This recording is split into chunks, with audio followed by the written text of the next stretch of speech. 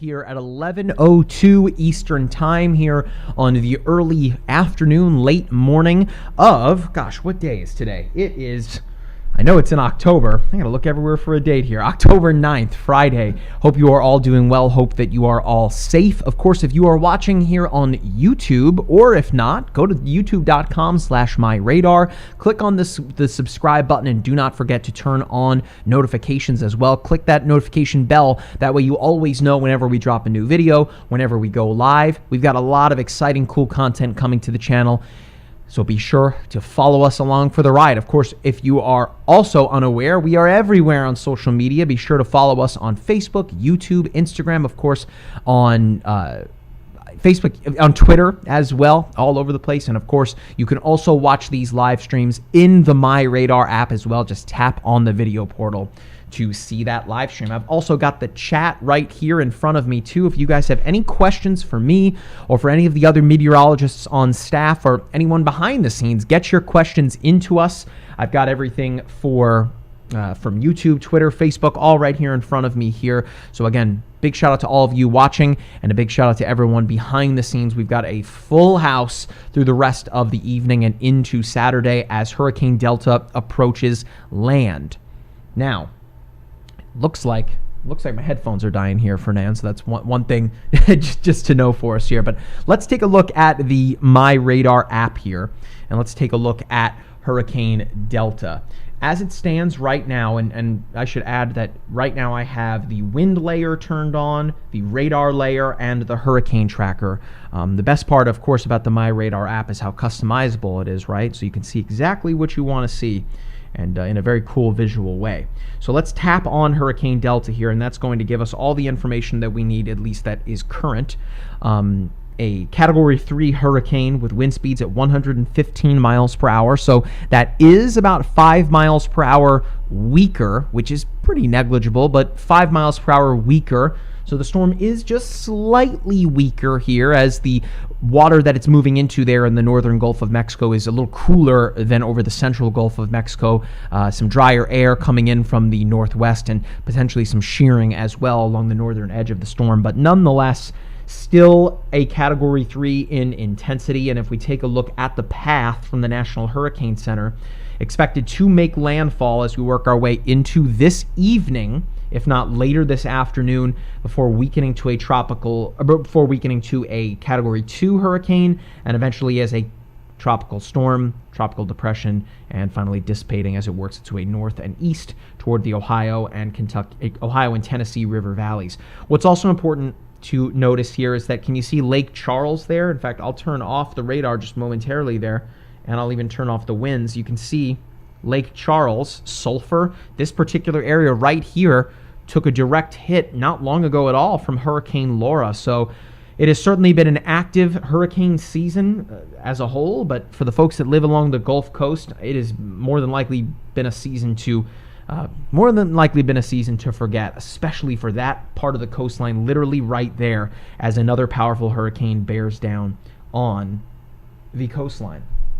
So Fernand, let's jump over to the weather graphics that I have prepared so we can take a bit of a deeper dive into the storm here. And again, if you guys have any questions for me, please let me know what that question is. Let me know where you are watching from as well. What's up, Sandy Rose, as always, watching on YouTube. And good morning, Jaime in Houston. I know that you said that you were going to chase. Hope, of course, that you are doing so safely. Okay. And let me jump over here to the graphics. So let's jump right in, Fernand. And again, if anyone has any questions at any point over anything that I'm talking about, ask that question in the chat, and I will try my best to answer it. So let's take a look here at the infrared imagery. Let me jump back to that. And of course, this is satellite imagery, right? So this is looking down from space right onto a bird's eye view of the storm. And the colors just represent essentially temperature, right? When you axe, that's cold air, meaning that those are some very, very tall clouds. And the key here with Delta is it doesn't have this super well-defined eye. It did yesterday, but after having undergone an eye wall replacement, which is essentially, Fernand, if you want to bring me up on camera here, probably easier for me to do some charades. If you have the eye right here, right? This is the eye of the hurricane. It at that point, was so tightly wound. It had intensified so rapidly that you have this very well-defined eye, but then you had this eye wall outside of the actual eye that had developed, that enveloped the other eye and essentially destroyed it, right? It replaced it. And when that happens, when you spin a top, you know when it starts to wobble to the sides? Well, the path of the top is getting bigger, so it's becoming larger, right? But it's losing its strength. It's losing its momentum. And the same thing kind of is happening here with an eye wall replacement. So Delta's kind of trying to get back in gear here, but it is running out of time quickly, and the conditions are not as ideal as it was for growth a couple of days ago, being over the very warm waters of the Gulf of Mexico. Where it is right now is perhaps running into the coolest water that it has almost its entire lifespan. So again, really close to the coastline there, and that northeastward turn has not necessarily fully begun yet, but it is kind of starting to nudge that way a little bit to the northeast. And we can kind of get a good idea for that here on the water vapor imagery. And what this is showing us, again, this is more satellite imagery, a bird's eye view from space. What this is showing us is water vapor, right? And we're going to see wet air, which is, of course, the Hurricane Delta, as you can see it there. And then we have this drier air mass right here, this kind of beigey kind of color coming in from the west. And what's happening on a very, very large scale here is, and let me start to draw everything, is you have a trough, which is low pressure. Let me draw it here. Oops, let me grab the other line tool. Bear with me. Okay, so we have this trough of low pressure here, right? With the air rotating counterclockwise around it. Same thing with Delta. And eventually, again, making this northwesty kind of turn. And then you have off to the east here, considerably, it's not necessarily right here, but you have a ridge of high pressure rotating clockwise. So you essentially have all of these steering currents, one going this way, one going this-ish way, and then you have the storm kind of coming in this direction. So eventually going to work its way this way, and that does line up with the National Hurricane Center path. But you have this big slot of drier air coming in, which will work to kind of limit the top end growth of Delta here, as well as the shear coming in, which you can kind of see. It's very low level at this point, but there is shear, and what we mean by that is if you have winds going at two different directions, you're going to get some shear, being that they're not agreeing with the direction that they're going. If you have winds that are just going straight to the east, you're not going to have any shear because they both are in agreement with where they're going. But if you have winds that are to the east and maybe to the northeast, you now all of a sudden here in the middle have some shear.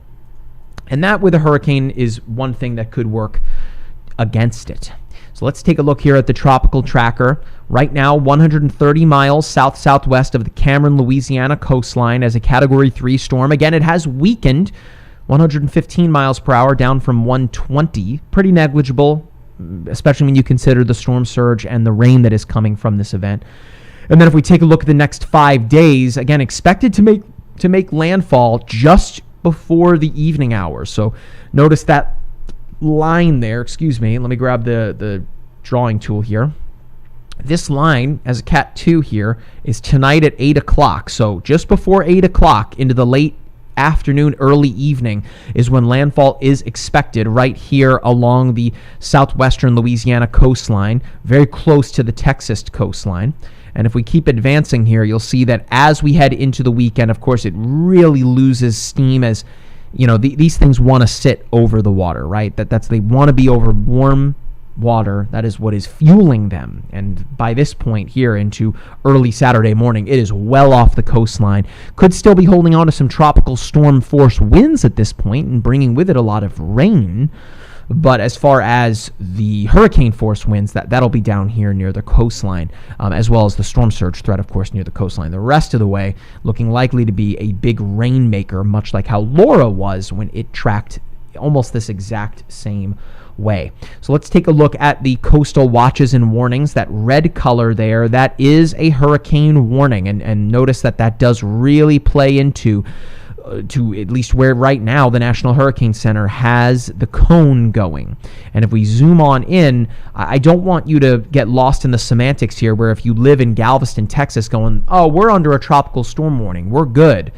That's just a really dangerous way of thinking. You want to essentially operate under the assumption that you are under a hurricane warning. Better to be safe than sorry, especially if you live in a coastal area.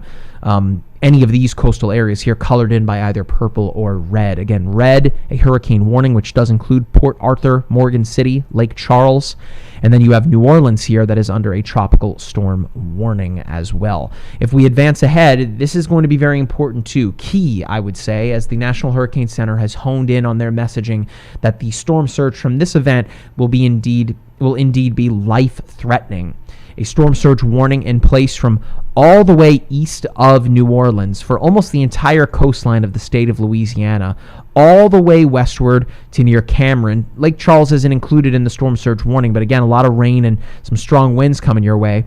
And then that storm surge warning extends all the way almost to Galveston. But as you'll see here in just a moment, we are still anticipating some potential inundation from the storm surge near Galveston. But I'm sure you eagle eyes that are looking at this are thinking, wow, that looks awfully similar to the same area that there's a hurricane warning. Well, remember, if we have Delta right here and we split it into 4 quadrants, I'm going to put numbers on them here, and I want you to tell me in the chat, which quadrant do you think, where do you think that we will find the strongest winds and where we will find the strongest winds as well as the highest amount of storm surge? Give me a number in the chat. 1, 2, 3, or 4. So we've got the left-hand side here, we've got the right-hand side here, and we've got the front and the back, right? So give me a 1, 2, 3, or 4. Is it the front left, the right front, or number 2, the left rear, or number 3, or the right rear? What quadrant do you think that we are going to find the strongest winds, as well as the highest storm surge, as well as the most likely place to find tornadoes or the development of tornadoes? This is pretty key here. I want to see if you guys know. I asked this in my live stream yesterday, but I think that it's worth repeating. So we're getting a lot of answers here in the chat. We're getting a lot of, I got a 2, 4, 3, 2. Sandy Rose, quadrant 2. I listen. Brian says the northeastern quadrant, number 2. So for those of you that put number 2, you are correct. It is the right front quadrant of a hurricane. So if I draw it again, and we put the quadrants in here again, we have the left. Oh man, I keep clicking the wrong pointer tool here. The right. Let me draw this again. I am not an artist, as you can tell. I would love for this to be a touchscreen. We have the left front, the right front, oh my gosh, what is happening? The right rear. Oh my gosh, doesn't like letter R's, huh? And the left rear, right? It is the right front where you are going to find all of the things that we just talked about, the strongest winds, the most storm surge, and the likelihood for tornadoes. And that is because, remember, here's your hurricane. They rotate counterclockwise, right? So this is where you're going to have all of the most powerful winds and the storm surge coming onshore, right here in this maximum spin here, right in the right front quadrant. So that is where you are likely to find likelihood for tornadoes, the winds, and the storm surge. So kudos to those of you that got that answer correct. But again, let's take a look in here. Someone is in the comments asking about Biloxi, Mississippi. Now, you guys are not under a storm surge watch or warning, but notice, looking at potentially a good foot of storm surge inundation working its way all the way into Alabama. So certainly something to watch out for. And even for the folks that live in New Orleans, you're under a tropical storm warning, but still could be looking at 1 to near 3 feet of storm surge, if not near 6 feet there locally inland. And as we start to work our way westward, where we expect landfall to occur from Morgan City all the way to Cameron, that number jumps up really high, from 1 to 3 to 6 to 9, if not 9 to near 11 feet of storm surge, like the National Hurricane Center is forecasting for. And if you just think about it in that sense, a 6 foot tall human being, you're talking 11 feet of storm surge. That's like 2 of those people on top of one another, right? Worth of water in a place where it's not supposed to be. So keep that in mind. If you live along the coastline, your time for preparations is kind of over at this point. I really hope that you have followed the guidance from local emergency management officials over the course of this week, as the forecast has kind of honed in now on Friday. Let's keep moving forward here and take a look at the sea surface temperatures. Remember, we need a number around the lower 80s for hurricane development to kind of keep going, right? If you want to put it into the perspective of coffee, right? Mother Nature doesn't like iced coffee. Mother Nature likes warm coffee, hot coffee, I should say, because with temperatures above that 81, 82 degree threshold, that's what it needs to maintain and continue on right down the road and get stronger. Anything cooler than that, and it's going to inhibit growth potential. And that's kind of what's happening here in the Gulf of Mexico with the sea surface temperatures. It's been an incredibly busy season, as I mentioned, but especially so for this kind of channel right on in here in the Gulf of Mexico, and particularly this portion of the coast. And with Sally and Laura and all these storms, and now Delta all coming up this way in this range, it has kind of stirred up the water in the Gulf of Mexico, brought that water that was deeper in the Gulf there to the surface. And of course, if you jump into a body of water and you start diving deeper, it's colder down there, right? So that colder water coming to the surface to replace the warmer water through a process called upwelling. Pay attention, that might be a trivia question one day. Upwelling. And through this process of upwelling, it has replaced the cooler or the warmer water at the surface with cooler water. And of course, as we just touched on, hurricanes don't like that. Tropical cyclones don't like that.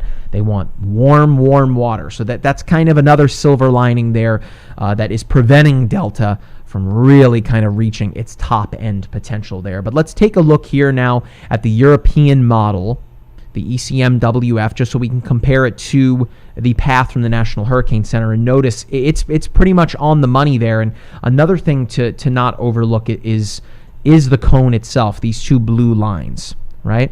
Let me grab the drawing tool again. This is the cone, right? I have the center line, that black line in there, just to show you where the center of the cone is, but don't look at that line and go, that's the path, that's it. The cone represents anywhere where we could have a landfall. So it's the margin of error that, I mean, the folks at the NHC, the Mets there, the meteorologists, they're the Navy SEALs of tropical meteorology. They're the best of the best. But it would be next to impossible for them to give a forecast, let alone a couple of hours, but a couple of days out to, without a shadow of a doubt, tell us exactly where a storm is heading. Maybe one day, we're not there yet. So that's why you have this margin of error. And I will say, and if you've been paying attention on social media, they've been nailing it this season in terms of the path way far in advance. So kudos again to the men and women that are just kicking butt at the NHC there, and have worked their butts off during an incredibly busy season, might I add, encompassing what a year it has been in 2020. So keep that in mind. We've got some hardworking men and women there at the NHC. But here's, at least with the European model, maybe a little bit west of the center line there, but still falls within the cone, and that would be a landfall at around 6 to near 8 o'clock tonight. And that is a number that has kind of been all over the place here, with the NHC having landfall anywhere from 11 o'clock tonight to near 4 o'clock this afternoon, to now pushing it back again. Delta it's that spinning top where it's not perfectly tightly wound and tight, so it's kind of still wobbling a little bit as it begins to turn. But let's advance through. And you'll notice in the model, you're really losing that eye, trying to show it there, but more than likely, again, just going to be some gusty winds, as well as the rain and inland flooding potential heading through the weekend through Kentucky, Tennessee, and eventually tracking its way all the way into the northeastern United States. And just look at this rain forecast here. This is a 72-hour forecast, so that's 3 days. 5 to 10 inches of rain for spots from Cameron, Louisiana, all the way north and east through Louisiana into Arkansas and into western Mississippi there. That's potentially 5 to 10 inches of rain over a 3-day period. That is a lot of rain. And of course, it is important to not overlook this fact as well, that the number one killer when it comes to natural disasters is not the wind. It's not directly linked to a tornado or ice or snow. It's inland flooding, number one for sure, with a mile, or by a mile, I should say. So you really need to take things seriously. If you come to a flooded roadway, turn around, don't drown. I know it sounds silly, but it certainly save your life, and it will prevent you putting the lives of emergency officials at risk coming to save you. They've got a lot of stuff to do here over these next couple of days, so the last thing you want to do is become that person that didn't listen to the advice, right? It just, we're all in this together, right? So we really need to try to be as safe and as smart as you can here. Don't make a silly decision here. So let me jump back and look at the chat here. So Fernand, if you want to bring the My Radar app up there on the two-shot there, I'll take a look here at the chat questions. And again, if you guys have any questions for myself, for Chief Digital Meteorologist Leslie Hudson, for Meteorologist Stephanie Lauber, or any of the guys in the back there, ask us a question in the chat, and we will be sure to try to answer them as best as we can. I should mention that we will be back for a live stream coming up at 2 o'clock this afternoon, that being Eastern time, and then beyond that into the landfall hours and through the evening hours, you will have Chief Digital Meteorologist here, Leslie Hudson, taking you the rest of the way forward. So the Chief is coming in. She's not in yet, but we are holding down the fort until she arrives. So let's take a look at some of these chat questions here. Again, big shout out to everybody that got the trivia question right, that being the right front quadrant of a hurricane, where you are going to find the most likelihood for tornadoes, strongest winds, and the highest storm surge. We've got people shouting out the NHC. Love it. Sandy, that is correct. That is the correct spelling for Fernand. Again, big shout out to Fernand behind the scenes, pulling all the levers, making everything look and sound good. Gotta love it. So let me double check here, make sure everything is good on the chat everywhere. It seems like we are. I think as we get closer to landfall, we'll probably have some more questions. But again, let me know where you are watching from in the chat, and I can try to answer some questions for you based on where you are asking from. But it looks like we should be pretty good, so I guess we will close things out for now. Again, this is really kind of the beginning of the impacts to the coastline here. Let me pull the app up here, and you can see how close it is now to the coastline, right? So we're only 100 or so miles away from the eye making landfall right there on the Louisiana coastline, not far from where Category 4 major Hurricane Laura also made landfall. So we're almost done, folks. November 30th is the last day of hurricane season. And for the folks that live in Louisiana, Texas, Alabama, Mississippi, we are all thinking of you. It has been an incredibly active season, and you guys have really taken the full brunt of it a lot this season. So we will be here to provide you the updates as they come into us. Something I might add, if you already have one of these at home, along with all of your hurricane supplies, that being the water, the non-perishable foods, the pet supplies, everything that you need to hunker down at home in the off chance that you need to do so. If you have one of these guys, a power bank, a mobile power bank, I have one here that you can plug 2 USB devices into. Make sure these are fully charged. I can't recommend one of these enough, in the sense where if you were to lose power, this would be a way, if you don't have a generator, to charge your cell phone, to charge a tablet. That way you can keep in touch with local emergency management officials, and you can also track the storm on the My Radar app if your cell phone has battery, and you can get all of those updates as they come in, whether it be storm surge watches and warnings, hurricane watches and warnings, severe thunderstorm and tornado watches and warnings. So very important stuff to be sure that you can try to be as connected as you can be in the off chance that you lose power, which with winds at 115 miles per hour as they are right now, that there is the potential for that to happen, as we saw with Hurricane Laura in this very similar spot. Okay, so that, I think, is enough rambling for now, so let's wrap things up here. Again, for those of you that are watching on YouTube, be sure to click on that subscribe button. It really helps us a lot. Like this video as well. It really helps us with the YouTube algorithm. And of course, click on that notification bell as well. That way you always know whenever we drop a new video, or of course, whenever we go live as well. You can follow us on all of the different social media platforms. We are on Facebook, Twitter, and Instagram as well. From all of us on the My Radar team, in front of the camera and behind it, I hope that you all are staying safe and stay dry. We will catch you in the next update, coming up again at 2 o'clock Eastern Time. See you later.